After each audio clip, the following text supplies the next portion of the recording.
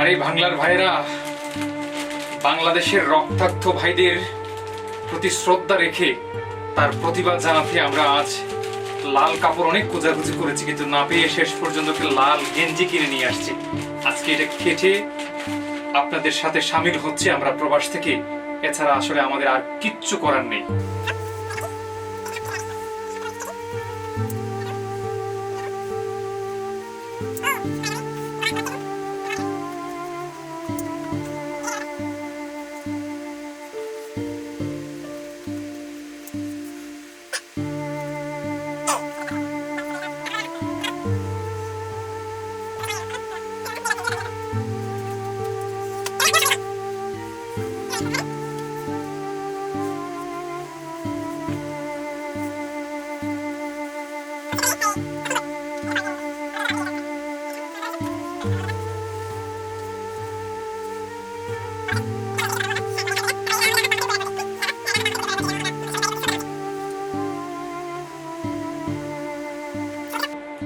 যারা যারা আমাদের ভাইয়ের রক্তে নিয়ে পুরা রাজপথ লাল রক্তাক্ত করে দিয়েছে, রক্তাক্ত করে ফেলছে, সেই কারণে আমরা বাংলাদেশ থেকে তো আমরা প্রতিবাদ করতে পারতেছি না।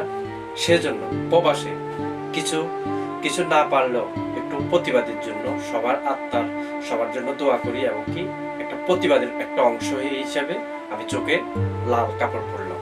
কিন্তু বাংলাদেশ শেখ হাসিনার কিন্তু চোখে কালো কাপড়, সেজন্য সে কোনো কিছু দেখে না, কোনটা ভালো কোনটা খারাপ, কোনো রক্তের কোনো দাম নেই তার কাছে। এই স্বৈরাচার বিরুদ্ধে আমরা প্রতিবাদ ও নিন্দা জানাই।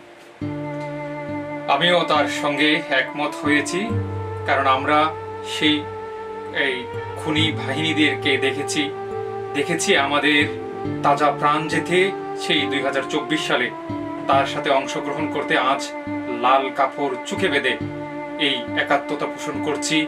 শেখ হাসিনার খুনি বাহিনীদেরকে নিন্দা এবং থুতু নিক্ষেপ করছি।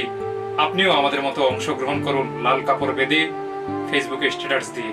সবাই ভালো থাকবেন, সুস্থ থাকবেন।